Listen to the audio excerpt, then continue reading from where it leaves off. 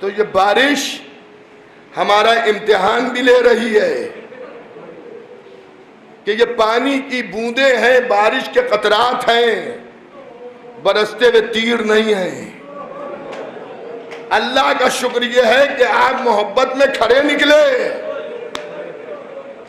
آپ کو بارش نے روکا نہیں، بارش ہوتی رہی اور عزادار ایک مجلس سے اٹھ کے دوسری مجلس میں جاتے رہے، لیکن جب ایام عزائے حسینیہ میں بارش ہوتی ہے تو میرا دل اتنا ضرور کہتا ہے، اے بادلوں کاش کو سن 61 ہجری کے محرم میں کربلا میں برس گئے ہوتے۔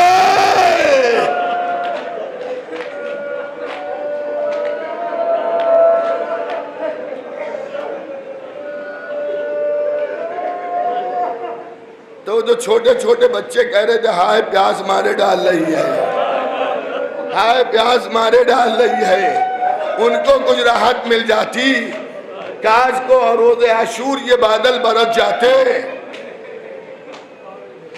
تو عزیزان گرامی، ہم محبت رسول میں حسین پر رو رہے ہیں۔ آج کربلا کے کس شہید کا ذکر کروں؟ جب محبت کی بات آ گئی ہے تو دل یہ چاہتا ہے کہ حسین کے بچپن کا ساتھی، بچپن کا دوست، فقیہ اہل بیت حبیب ابن مظاہر کا ذکر کر کے مجلس تمام کر دوں۔ جو لوگ کربلا گئے ہیں انہیں دیکھا ہوگا کہ حبیب کی قبر الگ بنی ہوئی ہے۔ حبیب ابن مظاہر کی 72 شہیدوں میں چند شہید ایسے ہیں جن کی قبریں الگ ہیں، ایک حبیب کی، ایک باب الحوائج مولا ابوالفضل عباس کی، ایک ہر کی۔ ہر کے قبیلے والے ہر کے لاشے کو اٹھا لے گئے تھے، اس لیے آپ جب زیارت پہ گئے ہوں گے تو آپ کو محسوس ہوا ہوگا کافی دور پر حضرت ہر کا روضہ ہے۔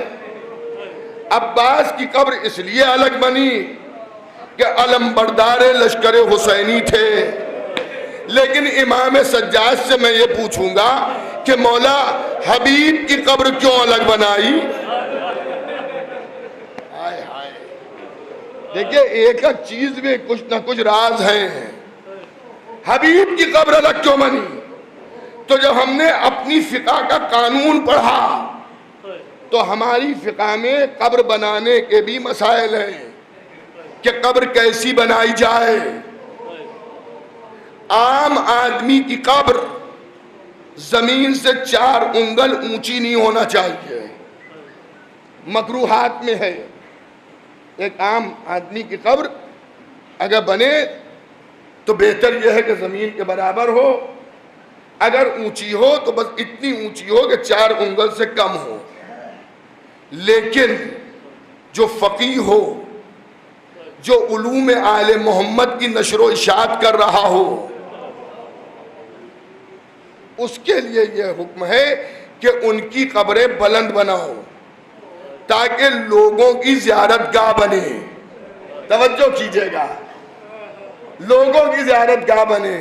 اچھا اب اسے بھی یاد رکھیے کہ امام نے، چوتھے امام نے حبیب ابن مظاہر کی قبر کو الگ بنایا، اور قبر بھی ایسی جگہ پہ بنی کہ آج بھی حبیب دربان کا کام کر رہے ہیں۔ وفاداری کا ثبوت آج بھی دے رہے ہیں، بک جانے والا نہیں، ڈر جانے والا نہیں، آل محمد کی دفاع میں اپنی جان کو قربان کر دینے والا۔ تو اسے خط لکھا، حبیب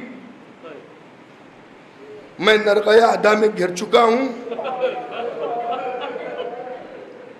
اگر امکان میں ہو تو میری مدد کے لیے آ جاؤ۔ اچھا یہ خط بھی حسین نے اس لیے لکھا کہ لشکر یزیدی بڑھتا جا رہا ہے، زینب گھبرا رہی ہے، بھیا آپ بھی کسی کو بلائیے، بھیا آپ بھی کسی کو بلائیے، بھیا آپ بھی کسی کو خط لکھیے۔ بہن کے کہنے پہ حبیب کو خط لکھا۔ حبیب کو جب یہ خط کوفے میں پہنچا ہے تو اس وقت حبیب کھانا کھا رہے تھے، اور ان کی زوجہ یہ کہتی ہیں کہ آج میں نے حبیب کی پسند کا کھانا پکایا تھا۔ حبیب کے لقمہ گلوگیر ہو رہا تھا تو حضرت حبیب نے فرمایا محسوس ہوتا ہے کوئی مہمان آنے والا ہے، لقمہ حلق میں پھنس رہا ہے، کہ اتنی دیر میں کسی نے دق الباب کیا، دروازہ کھٹکھٹایا۔ حبیب نے دسترخوان پر سے آواز دی، کون؟ آنے والا کہتا ہے میں حسین کا قاصد۔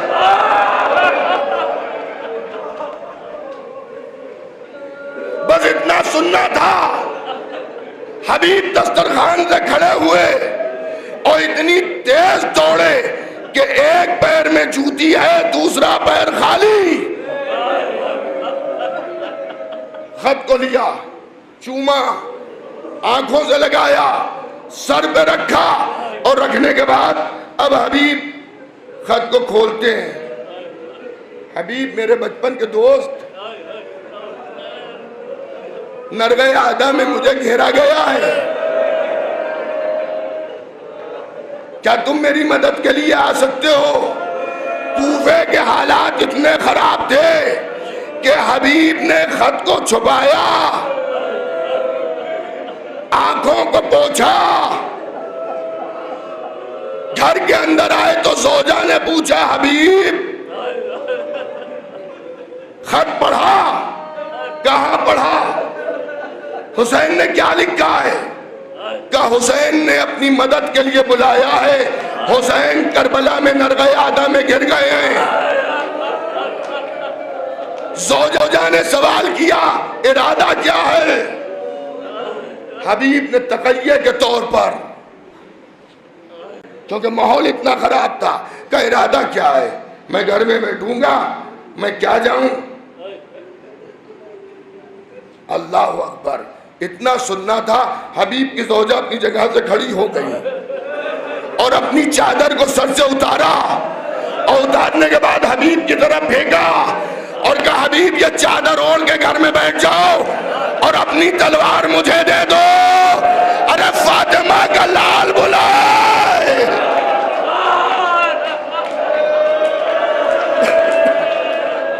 روتے رہو، زاداروں پرسا دیتے رہو، بس مجلس ختم ہو رہی ہے۔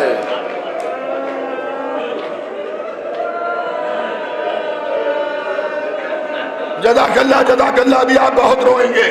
حبیب رونے لگے، اے مومنہ میں تیرا امتحان لے رہا تھا، میں ابھی جاتا ہوں۔ اس کے بعد یہ نہیں ملا کہ حبیب دسترخوان پر بیٹھے ہو، کھانا کھایا ہو، گھوڑے کو لیا، غلام کے حوالے کیا، غیر معلوم راستے سے لے جا، میں پیچھے پیچھے آتا ہوں۔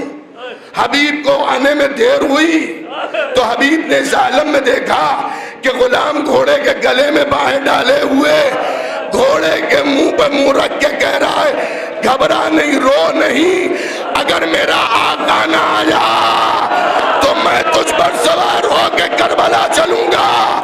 حبیب رونے لگے۔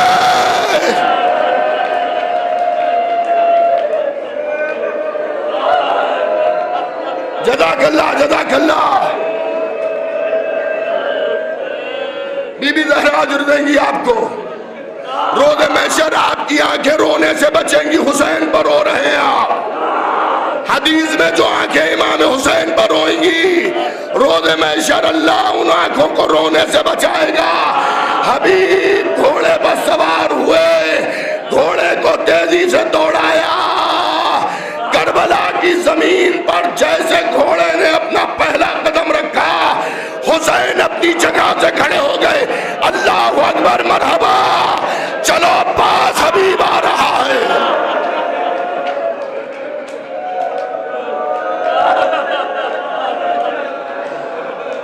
چلو علی اکبر، حبیب آ رہا ہے۔ حبیب کا استقبال ہوا، صلی اللہ کے نعرے لگے، خیموں میں آواز گئی، زینب نے کہا فضا دیکھو باہر یہ صلی اللہ کے نعرے کیسے. فضا نے خیمے کا پردہ اٹھایا, دیکھا حسین حبیب کو گلے لگائے ہوئے ہیں. فضا نے کہا شہزادی آپ کے بھائی کا بچپن کا دوست آ گیا حبیب. کہا فضا اتنی زحمت اور کرو, حبیب کو جا کے میرا سلام کہہ دو, حبیب کو میرا سلام کہہ دو. فضا آئی, حبیب مبارک ہو, علی کی بیٹی تجھے سلام کہہ رہی ہے. ارے اتنا سننا تھا, حبیب نے منہ پہ تماچے مارے, اللہ رے مصیبت اہل بیت, شہزادیاں غلاموں کو سلام کہلوائے.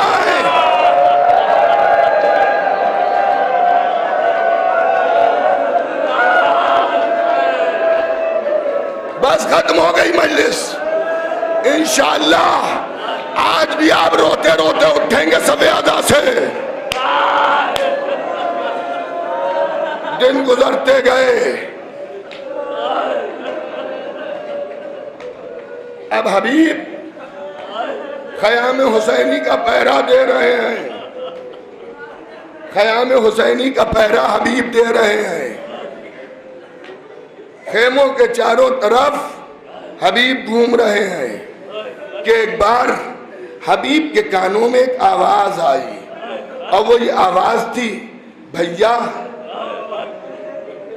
نانا کے دوستوں نے نانا سے وفا نہیں کی, بابا کے دوستوں نے بابا سے وفا نہیں کی,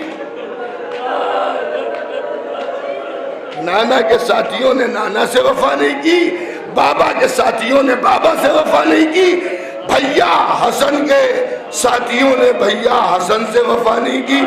تم نے بھی اپنے ساتھیوں کا آزما لیا ہے, کہیں ایسا نہ ہو کہ کل جب صبح بازار شہادت گرم ہو تو ساتھی ساتھ چھوڑ دیں. تو ایک مرتبہ امام حسین نے فرمایا کہ بہن زینب میرے ساتھی نانا کے ساتھیوں جیسے نہیں, بابا کے ساتھیوں جیسے نہیں, بھیا حسن کے ساتھیوں جیسے نہیں. لیکن یہ گفتگو حبیب نے سن لی. حبیب گھوڑے سے اترے, اصحاب حسینی کو جمع کیا, اور جمع کرنے کے بعد کہا علی کی بیٹی کو ہم پر اعتماد نہیں ہے, علی کی بیٹی کو ہم پر بھروسہ نہیں ہے, ہمیں بھروسہ دلانا ہے. لوگوں نے ہاتھوں کو جوڑا, حبیب کیسے بھروسہ؟ کہا اپنے نیزوں کی انیوں پر اپنے سینوں کو رکھو, اپنی ننگی تلواروں کو اپنے گلوں پر رکھو, اور حسین کو میں آواز دے رہا ہوں, انصار حسین اپنے سینوں کو نیزوں پر رکھتے ہیں, تلوار گلے پر, یا ابا عبداللہ باہر آئیے. جزاک اللہ جزاک اللہ, پرزہ دیتے رہو عزاداروں. حسین باہر آئیے, حسین باہر آئے. اب جو یہ منظر دے گا, حبیب یہ کیا, حبیب یہ کیا, کہ آقا شہزادی کو ہم پر اعتماد نہیں ہے نا, شہزادی سے کہہ دیجئے شہزادی حکم دے دے تو ہم اپنے سینوں کو اتنا زور دیں گے کہ ہمارے نیزے ادھر سے ادھر نکل جائیں گے, ہم اپنے ہاتھوں سے اپنے گلوں کو کاٹ لیں گے. حسین نے گلے لگا لیا. ارے یہ شب عاشور ہے,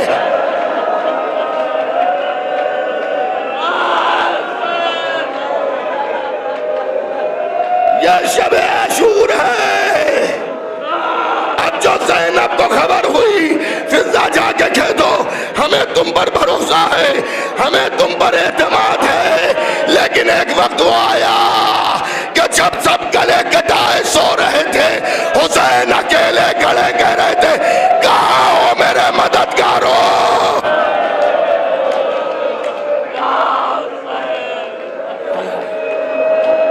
جزاک اللہ جزاک اللہ. سب نے اپنا وعدہ وفا کیا, سب نے اپنا وعدہ وفا کیا, سب نے اپنا وعدہ وفا کیا. سب نے اپنا وعدہ وفا کیا. مسلم ابن اوسجا جب ذبح ہونے والے تھے، شہید ہونے والے تھے، تو حبیب کو بلایا.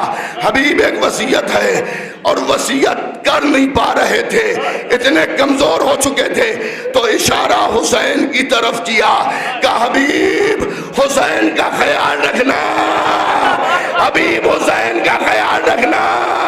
حبیب نے دبدبائی ہوئی آنکھوں سے کہا اے مسلم، ارے جب تک کہ حبیب زندہ رہے گا، ارے حبیب خیال رکھے گا. ارے جب سب مار ڈالے گئے تو زینب فریاد کر رہی ہے اے حبیب.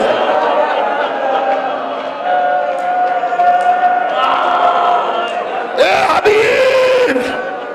حضرت حبیب کا لاشا تڑپنے لگا. لبیک لبیک. اللہ اکبر. بس آخری دو جملے اور مجلس تمام ہے. آخری دو جملے سن لیجئے. اے میرے دوستو ایک بات بتاؤ، کسی کے اچھے دن اگر برے دنوں میں بدل جائیں تو اسے اپنے اچھے دن کتنے یاد آتے ہیں. ارے کل تک یہ تھا کہ جب میں نے سلام کہلوایا تو حبیب نے اپنے منہ پہ تماچے مارے. ارے یہ قیامت آ گئی کہ زینب ہمیں سلام کہلوائے.